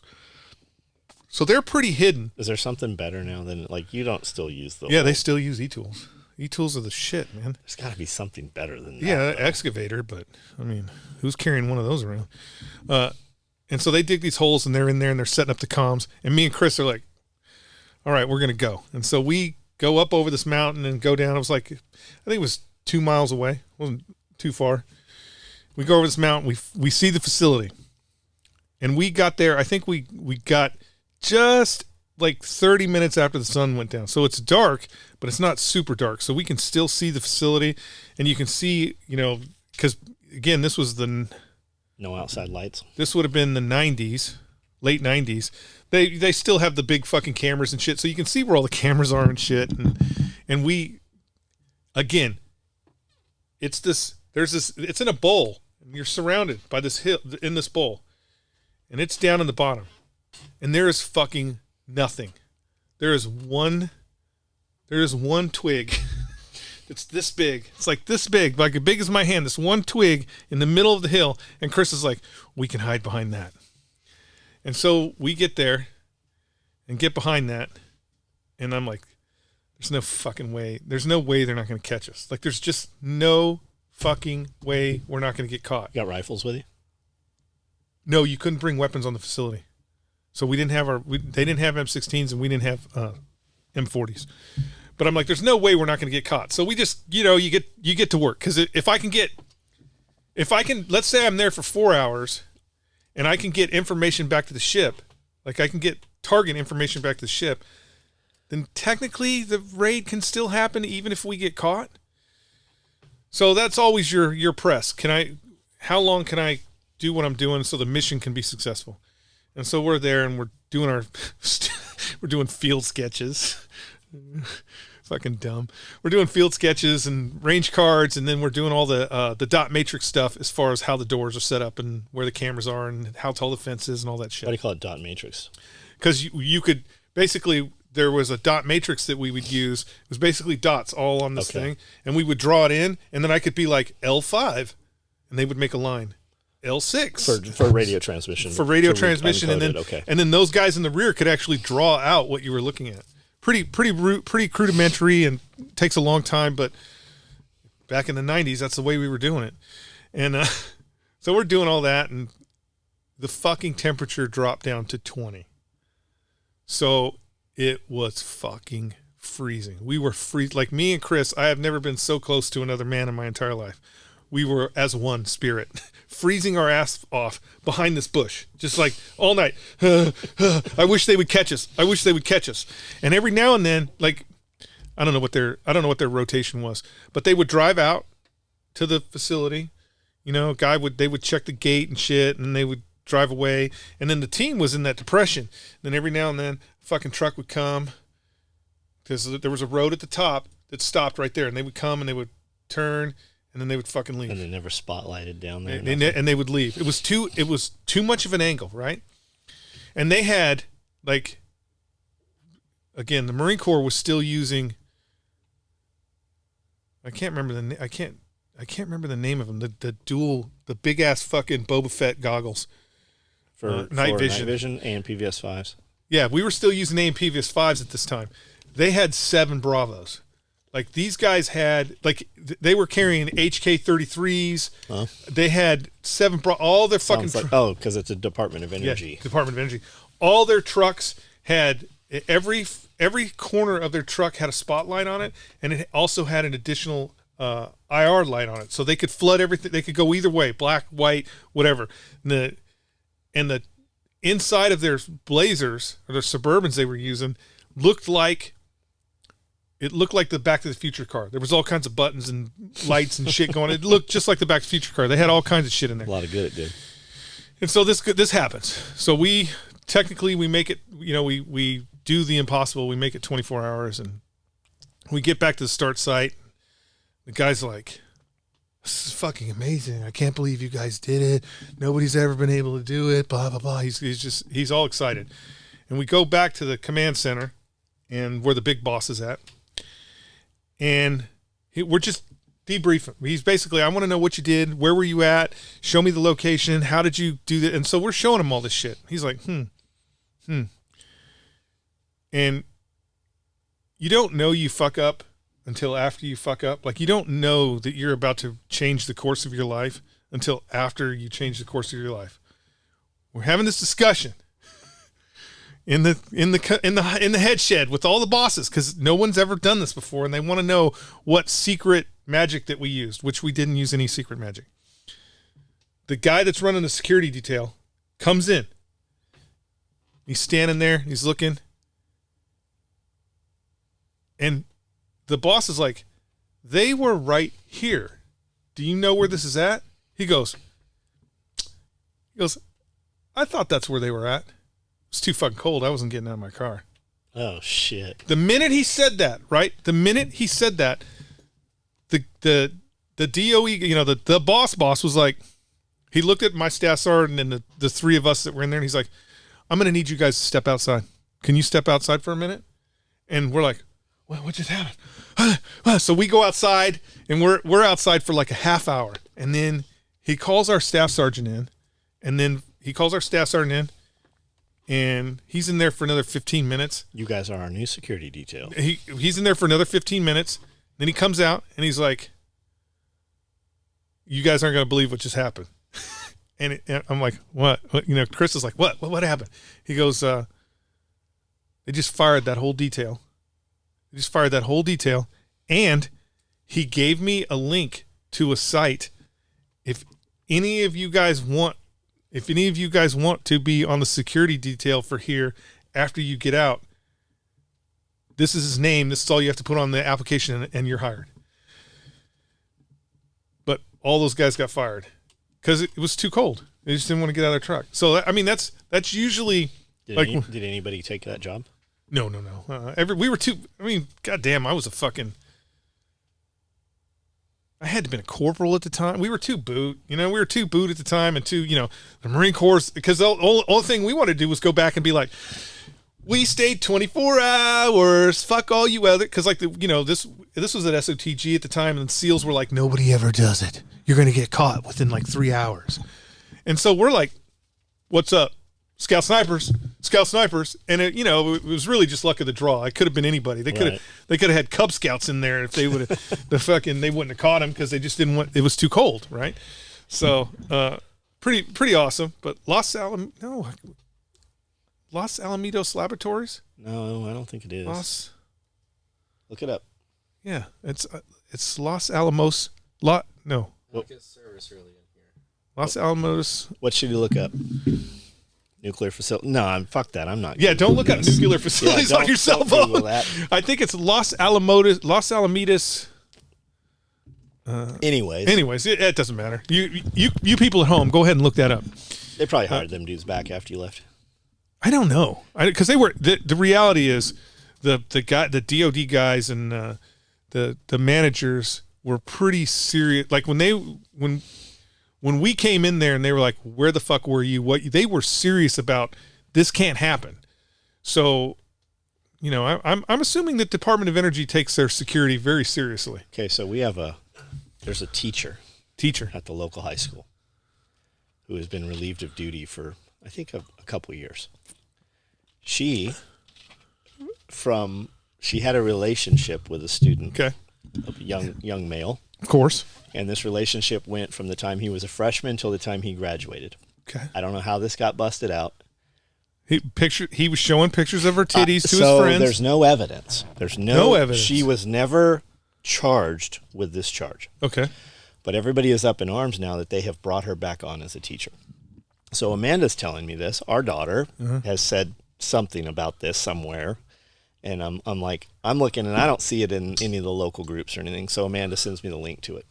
And there are hundreds of posts, people just losing their shit that they're letting this teacher come back because she was banging her student for 4 years.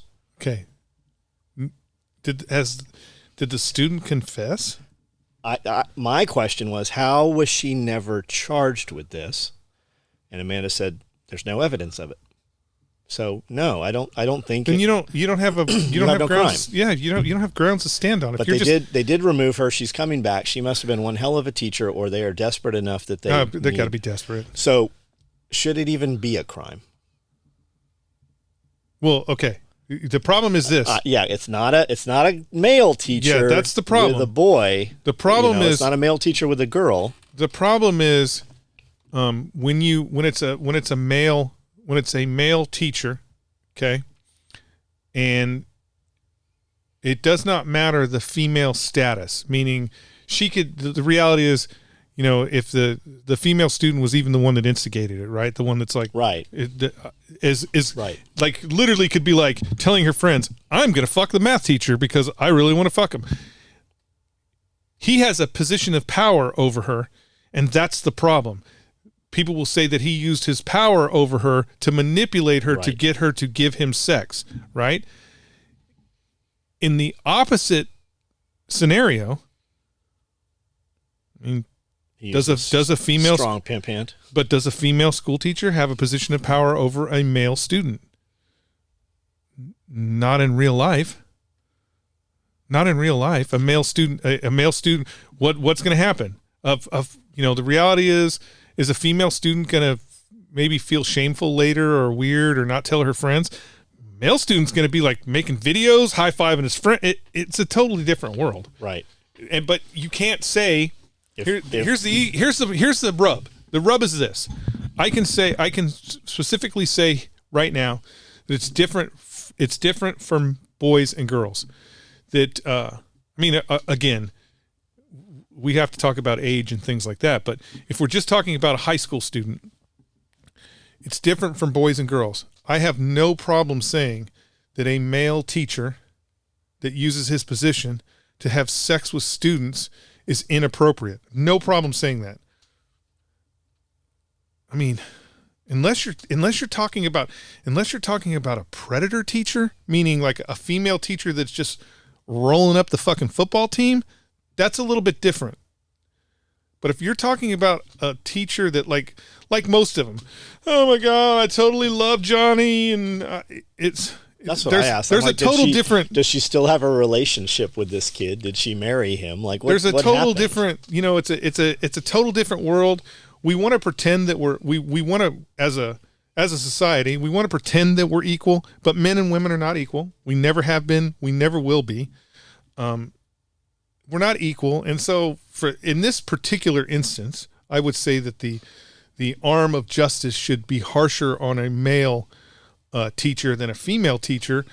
But again, how do you do that? I can't say that John goes to jail for 10 years and Tiffany gets a slap on the wrist. So because the reality is, right, what's in the news?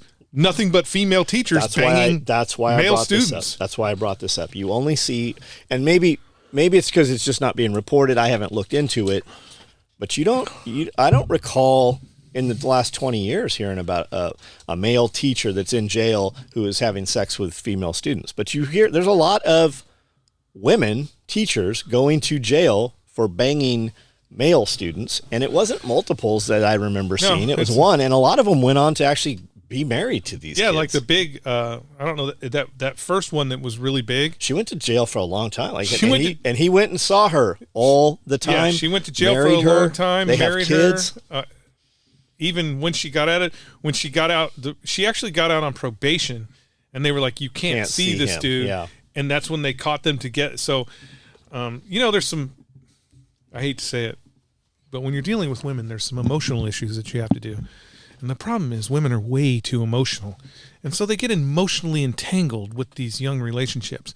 And that's really the problem. Well, I think some of the people that watch these shorts that Austin makes are operating out of emotion as well. Of course. And I think that's the problem with a lot of society. If you get emotionally attached or care that your Glock is a piece of shit, you need to take a deep breath and step back, because it is a piece of shit. If you care what some rando on the internet, Yeah, that's what they call you. That's what they call us. Those randos.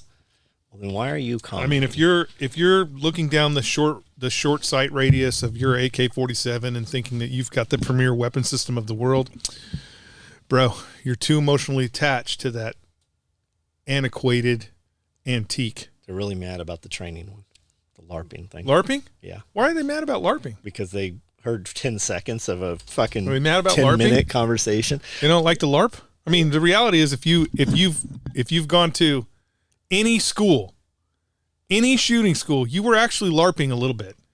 Like, it doesn't matter. You could have went to Gunsight. They feel you were LARPing. They feel personally attacked, I think. Well, I mean, how can I personally attack you when I don't even know you? I don't know. Give me a and you don't know me either. Give me a soundbite about skinny jeans, because I'm sure there's a lot of skinny jeans out there too while they're LARPing. Skinny jeans and LARPing? Does Chris wear skinny jeans? No. But I'll bet there's some skinny no way, jeans. Not now that he's all in on lever guns. Like, now that he's all in on lever guns, he's got to be wearing some nice Stetson. Yeah, we can't some use the real lever rugged. gun. They're going to know who you're talking about with the lever gun thing. Well, I said his name. Yeah, but we can beep it out later. It just, you know what? Hey, just beep out random things, and people will be like, I know he was talking about lever guns. Have you heard of this YouTube channel called Dirty Civilian? I think I've heard of it. I like it, man. They're here in Tennessee somewhere.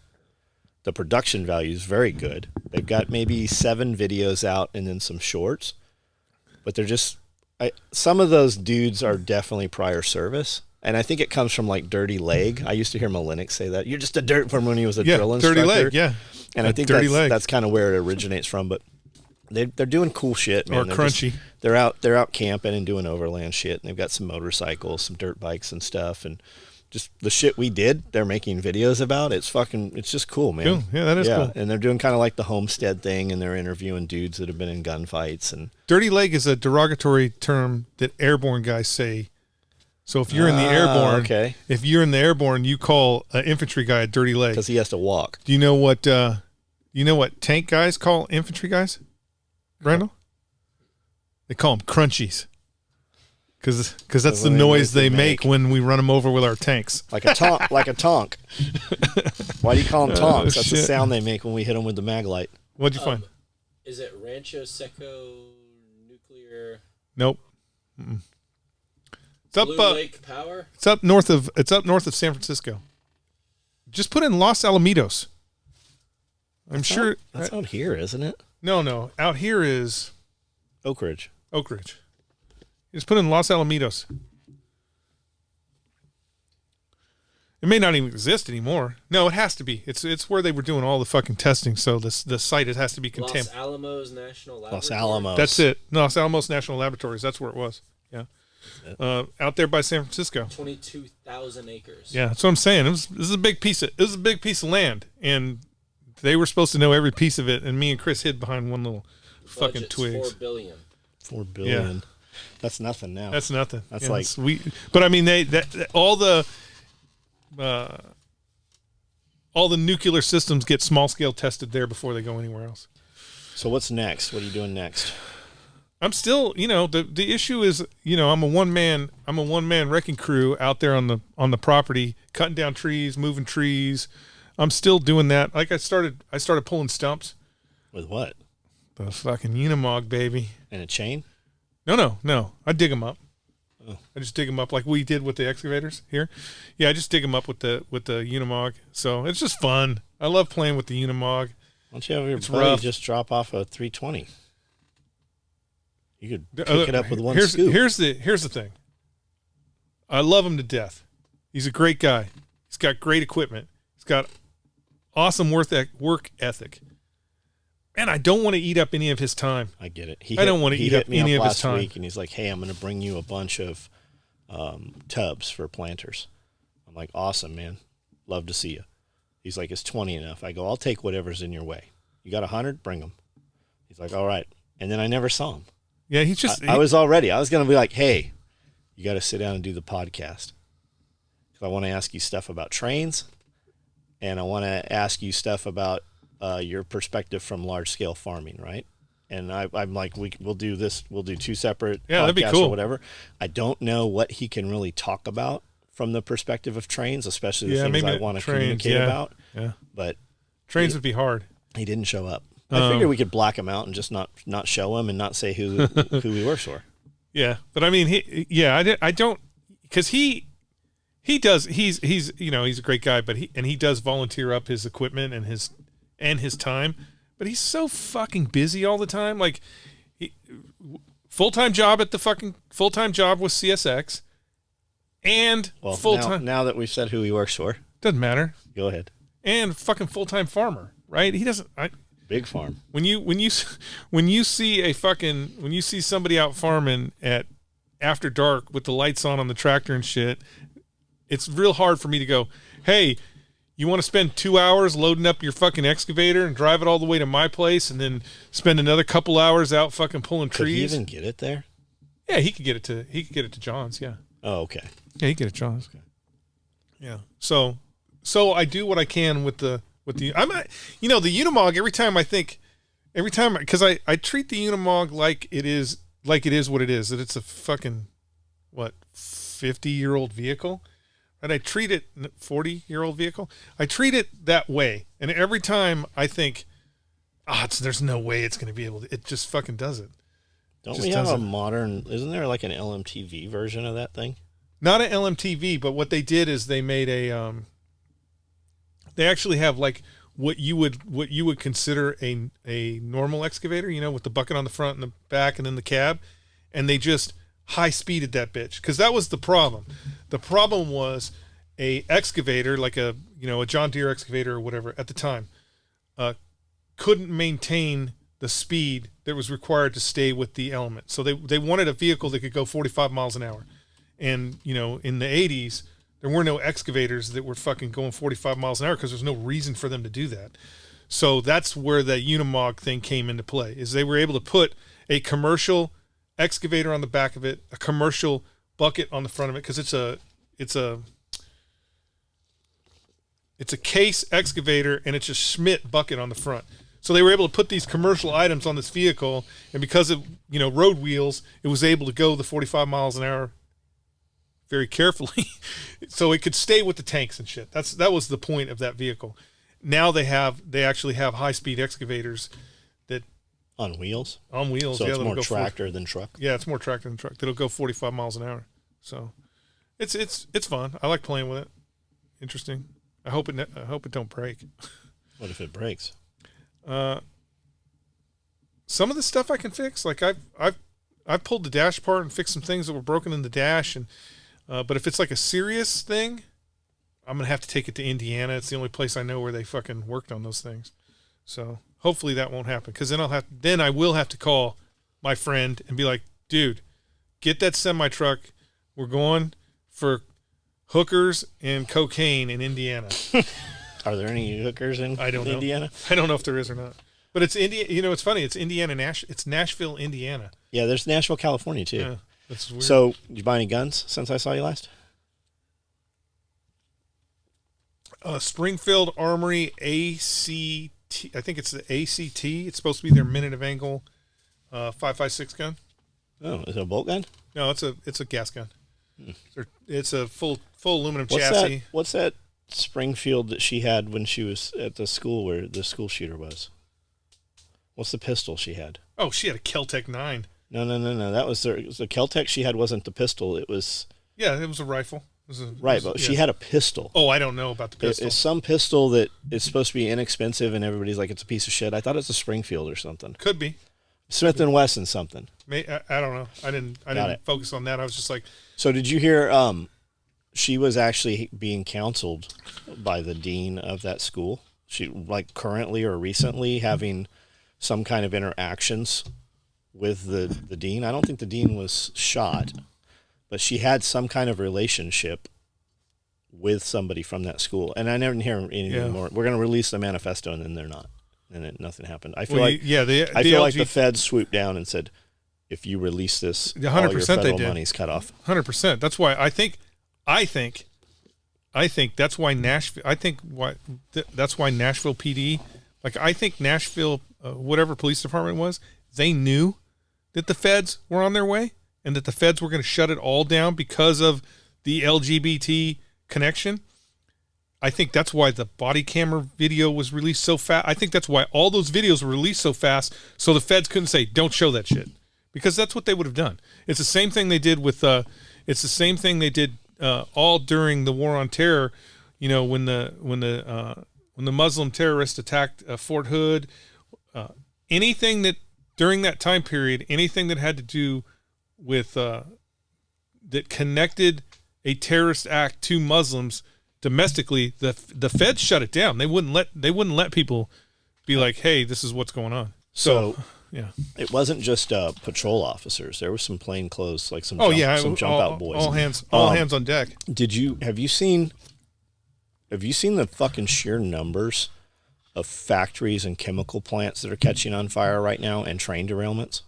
Not like what we were talking about a couple months ago. I mean, like on a daily fucking basis now. You have a new world agenda it's to the point where attempting to. It is to the point right now where we cannot say that these are accidents. It's you have to constrict the supply chain on everything in order to make everything an emergency. You just had another 500,000 chickens catch on fire, like burnt up.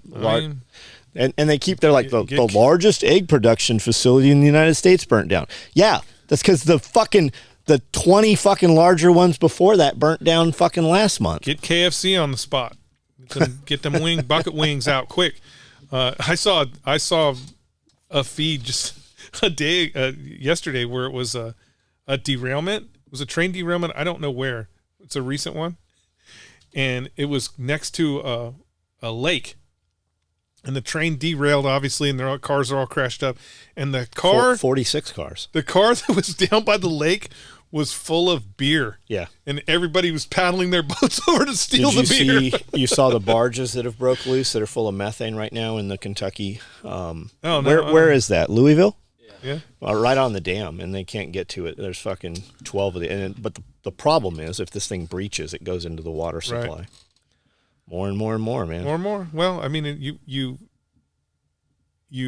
are careless about your infrastructure. You're hiring people that only care about the bottom line and how much shareholders can make. Do you not think that some of these are actual orchestrated? Well, I mean, the food plant that had the planes crash into them, that seems very orchestrated. Well, it was a young girl on her flight or some shit, but they were having problems with some tower that she hit.